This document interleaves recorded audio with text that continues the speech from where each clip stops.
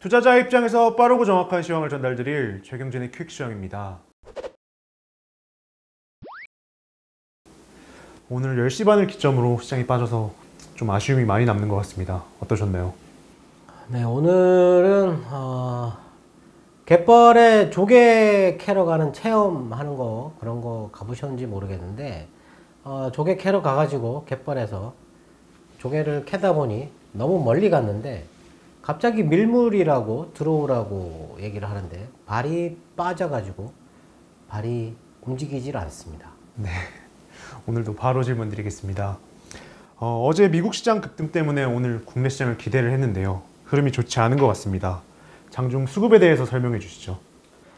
근데 오늘 같은 경우는 외국인은 특이하게도 코스피 시장에서는 거의 매수도 안 하고 매도도 안 하고 제로에서 부근에서 계속 있었다.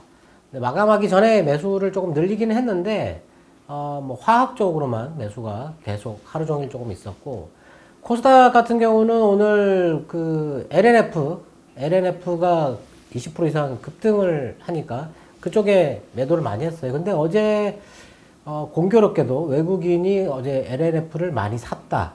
근데 오늘은 그거보다 더 많이 팔았다.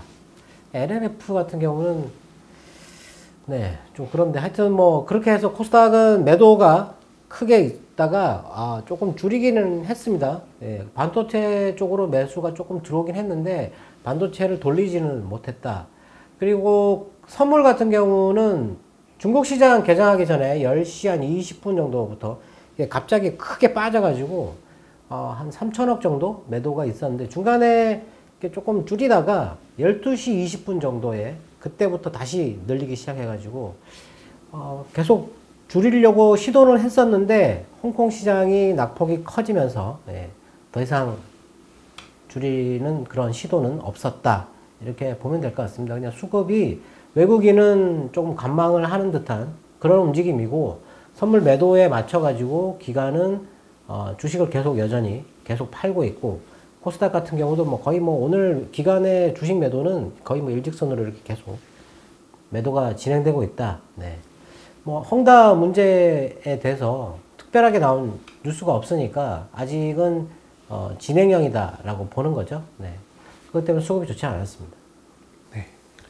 헝다그룹 뉴스 외에는 다른 뉴스가 없었는데요. 디폴트를 의식하고 있는 걸까요? 일단 어제 저녁에 그 대만 쪽에서 나온 뉴스는 이 헝다를 4개로 쪼개가지고 국유화를 시킨다라는 그런 식의 보도가 있었어요. 근데 오늘 아침에 중국 정부가 헝다그룹을 소환을 해가지고 부채를 다 갚고 사업을 마무리 지어라 라고 지침을 내렸다.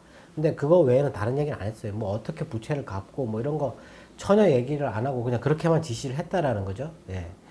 그래가지고 오늘 뭐 나온 뉴스들 같은 경우는 중국 정부가 헝다가 파산할 거에 대비해가지고 지방 정부에다가 대비를 지시를 했다. 뭐 이런 뉴스가 또 있었어요.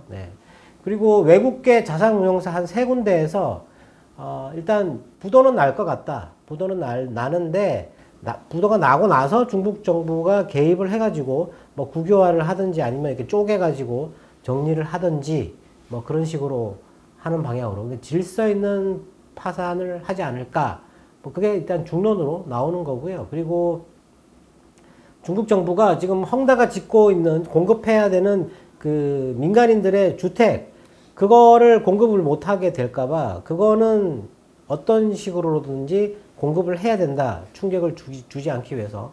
아마 거기에 대해서 아마 중국 정부가 대책을 하려고 하는 것 같고, 오늘 그 부분에 대해서 모니터링을 하는 감시 뭐 그런 것도 만들어가지고 지금 쳐다보고 있다. 뭐 이런 식의 뉴스가 있었거든요.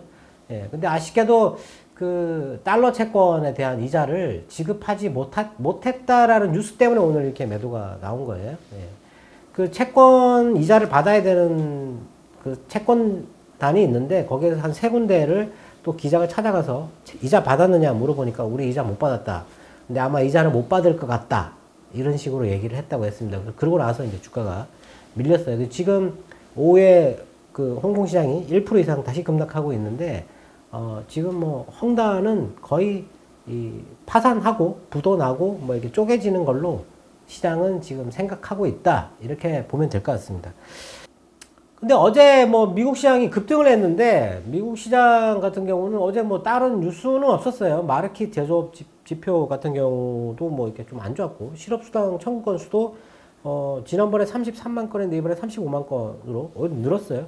뭐 그런 것도 좋지 않고 그랬는데도 불구하고 급등했다. 그럼 왜 급등을 했는지를 찾아봐야 되는데 특별한 뉴스가 없지 않습니까? 어제 영국의 영란은행도 금리를 동결을 하고 그리고 성장률을 2.9에서 2.1로 큰 폭으로 낮췄어요. 낮추고 대신 이제 물가 목표치가 2%인데요. 거의 대부분 선진국들은 그 중앙은행의 물가 목표치가 2%인데 이번에 물가가 4% 정도까지 올라갈 것 같고 그게 아마 내년 상반기까지 지속될 것 같다라고 얘기를 했습니다. 그래서 지금 영란은행도 이제 긴축 테이퍼링이나 뭐 이런 거 지금 뭐 8,500파운드를 그 채권을 매입을 하고 있는데 그것도 좀 빠른 속도로 줄이지 않을까 뭐 이렇게 예상을 했어요.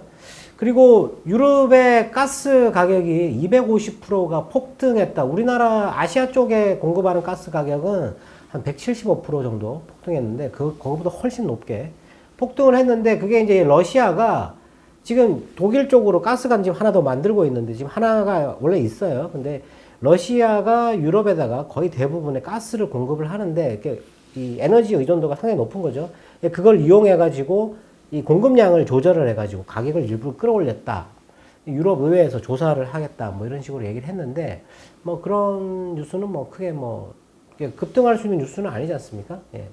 급등한 이유는 뭐 테이퍼링의 구체적인 일정이 나왔고 그리고 연준이 이제 본격적으로 인플레와 싸운다. 인플레 파이터라고 얘기를 하는 건데 중앙은행은 이제 인플레와 싸울 거다. 그래서 인플레가 이제 조금 상승하는 거를 둔화시키지 않을까 뭐 그런 기대감도 있고 대신에 어제 미국 채금리가 폭등했죠. 급등을 했는데 이제 금리가 올라가는 방향 쪽으로 방향을 잡지 않을까. 이거 좀 이따가 말씀을 드려야 될 부분인데 하여튼 그런 부분에 있어 가지고 이제 미국 시장은 상승 기조로 방향을 잡을 수 있는데 한 가지 제가 마지막 악재가 있다고 말씀드렸는데 그거 넘어야 되는 거거든요. 네. 그렇습니다. 네. 네. 말씀처럼 어제 미국 채금리가 급등을 했는데요. 이제 물가를 반영하기 시작한 걸까요? 네, 일단 이 부분을 좀 생각을 해봐야 되는데, 오늘 금요일이고 하니까 좀 가볍게, 네, 그냥 여담 같은 걸 얘기를 해보겠습니다. 지금 미국 정부가 부채 한도가 증액이 안 되기 때문에 채권을 발행을 못 하거든요. 근데 그 1200억 달러씩 연준이 지금 채권을 계속 사고 있어요. 이번에도 지금 8조 5천억 달러가 넘었죠. 8조 4,500억 달러 정도 되는데, 그렇게 채권 매입이 계속 늘어나고 있는데 채권 공급을 하는 데서 발행을 못 하니까 이 공급량이 줄잖아요. 그러면 매수를 하는데 공급량이 줄면 금리는 떨어져야 되는 거잖아요. 그죠? 네. 근데 갑자기 올랐어요. 근데 원래 이 10년물 금리는 물가랑 경제 성장률이 반영이 된다 그랬는데 경제 성장률이 7%에서 5.9%로 떨어졌으니까 당연히 떨어져야 되는 거죠. 네. 이것도 떨어져야 되는 거고 그리고 공급량도 생각하면 떨어져야 되는 거잖아요. 네. 그런데 물가 때문에 올랐다라고 봐야 되겠죠. 네, 이제 물가와 싸우기 시작할 거다. 이거를 좀 생각을 해봐야 되는데 이게 심증이 있는데 물증이 없다. 네, 뭐 여러 번 제가 말씀을 드리지만 재밌는 그냥 얘기입니다. 네. 연준이 코로나가 터지고 나서 돈을 풀기 시작했어요. 근데 이 돈을 푸는 거에 대해서 그 기준을 고용이라고 얘기를 했거든요. 원래 물가여야 되는데 갑자기 고용을 얘기를 했는데 이 고용이 상당한 진전이 있을 때까지 채권 매입을 계속 하겠다. 돈을 계속 풀겠다라고 얘기를 했잖아요. 근데 이 고용은 이번 달 9월 6일까지 그 실업수당, 실업급여를 지급할 때까지는 사실 고용이 나아질 수가 없어요. 그러면 그냥 9월 달까지 돈을 풀겠다라는 거거든요. 의도적으로. 물가가 계속 올라가는데. 예, 물가 안 보고 고용만 보겠다라고 얘기를 했잖아요. 거기에 대해서 아무도 이상하게 생각을 하지 않죠. 예. 의도적으로 9월까지 돈을 계속 풀겠다라는 거예요. 목표치가 있었다라는 얘기죠.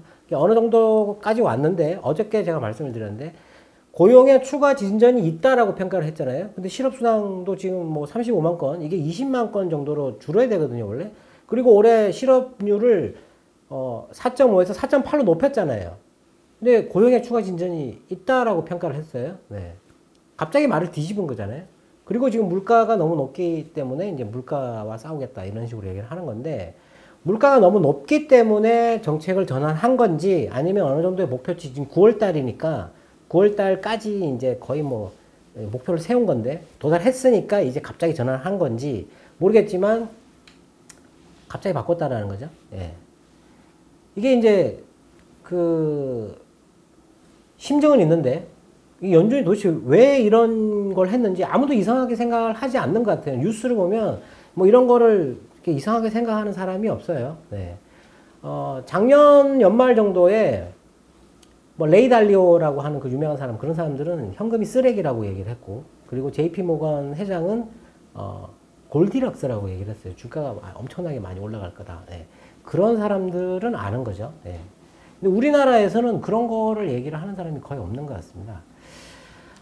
연준이 의도적으로 이렇게 하는 이유, 그걸 알아야 되는데, 그거는 사실 뭐 알 수가 없죠. 네, 알 수가 없는데, 이번에 아프가니스탄 전쟁이 끝났는데 20년간 전쟁을 했어요. 네, 이 전쟁 비용이 2조 달러가 들었어요. 전쟁은 부시 대통령에서부터 시작을 했는데, 그때는 부채가, 미국 부채가 그렇게 크진 않았습니다. 근데 미국 부채가 급증한 거는 오바마 때부터였거든요. 네, 오바마 때부터 급증을 하기 시작했고, 그리고 금융위기가 터졌어요. 근데 전쟁을 해야 되는데 전쟁 비용이 거의 천문학적 숫자로 늘어나고 있는데, 미국의 부채가 감당할 수 있는 수준을 넘어서 버리는 거죠. 그때 이미.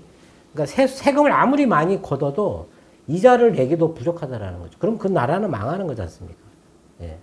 근데 이거를 유지를 해야 되잖아요. 그럼 패권을 쥐고 있어야 되거든요. 달러라는 이 국제통화의 지위를 계속 유지를 시켜줘야 돼요. 이거를 유지시키는 그 책임이 연준에게 있거든요. 근데 빚은 자꾸 늘어나는데 이걸 놓치면 안 되는 거죠. 네. 근데 경쟁자가 없잖아요. 소련이 망하고 나서는 경쟁자가 없었어요. 네. 근데 중국이 나타났거든요. 중국이 나타나서 너무 빨리 성장을 하는 거죠. 네. 그러니까 이게 만일에 성장을 해가지고 이 달러의 지위를 위협하는, 패권을 위협하는 지위까지 올라오게 되면 미국은 지금 현재 부채 상태가 이렇게 높은데 이거 유지가 되겠습니까? 네. 한순간에 망하는 거거든요. 네. 그러면 그 중국을 무슨 일이 있어도 막아야 된다라는 거죠.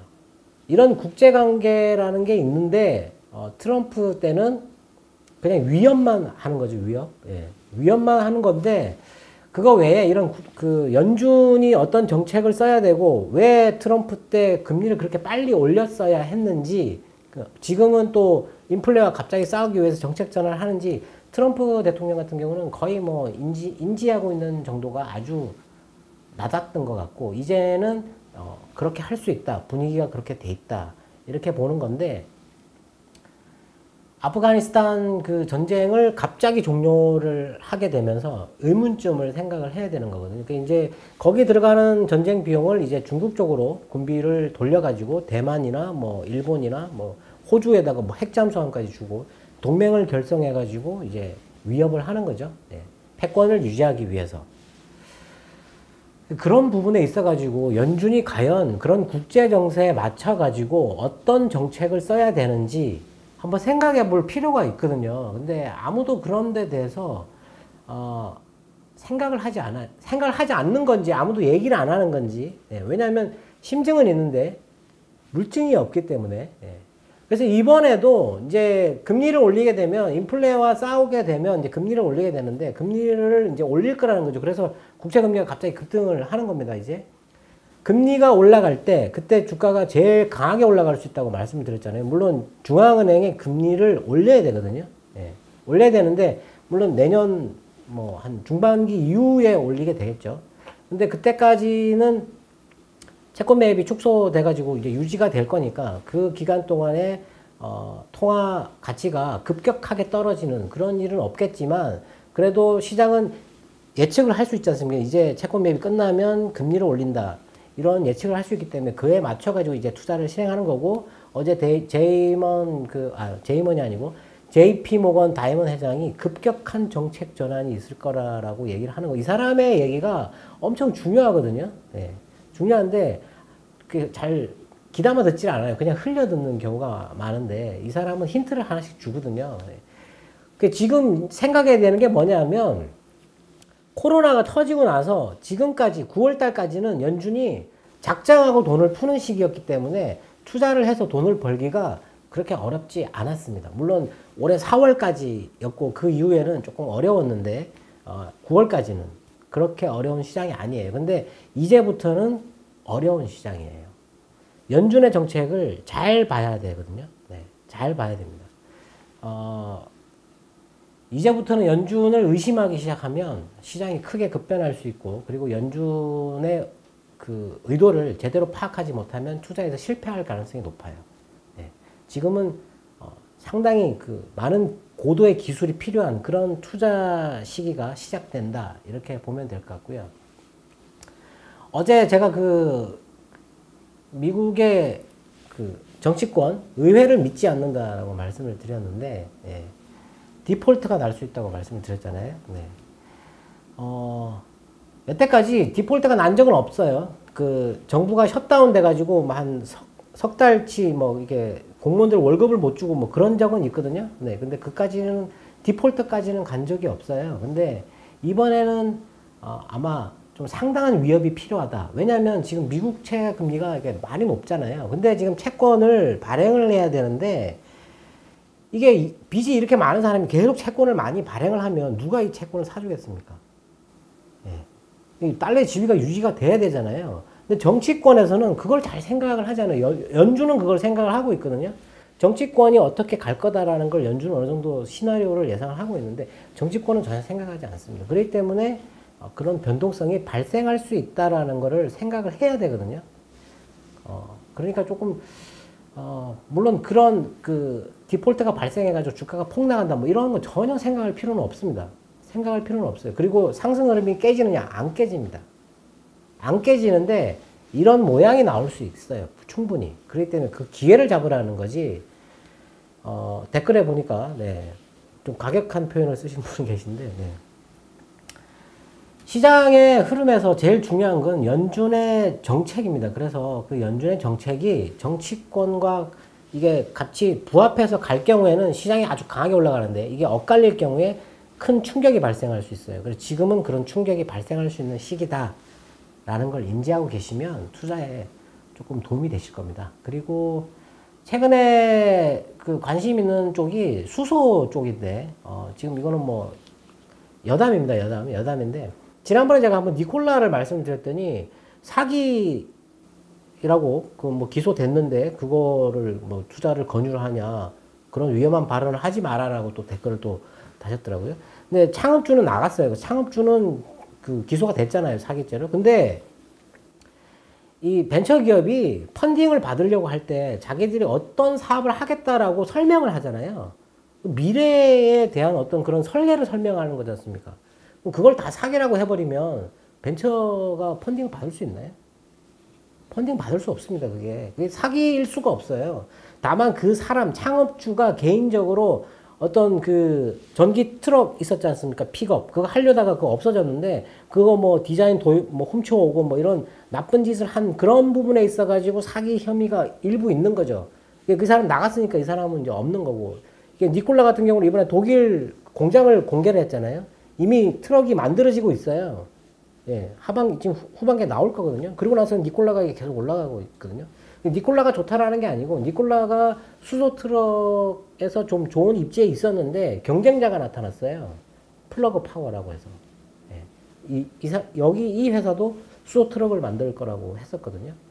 예. 수소가, 지금 최근에 보면 수소 쪽이 전기차나 뭐 이런 거에 비해가지고 전혀 흔들림이 없이 계속 올라가고 있다. 시장이 변동을 주는데도 불구하고 올라가고 있다. 독일 쪽에서도 수소 그 차에 대해서 개발하는데 요즘에 좀 신경을 많이 쓰는 것 같고, 어제 우리나라도 뭐 수소 트램 뭐 이런 거 만드는 거, 그리고 수소 버스에 보조금 지급하는 거 뭐 이런 거 나왔었잖아요. 네.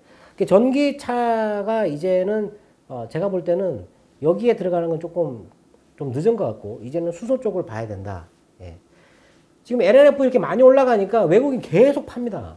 근데 팔아도 금액이 똑같아요. 올라가지고 계속 팔아도 화수분처럼. 예. 돈을 계속 꺼내도 계속 그 자리에 있는 겁니다. 그냥. 예.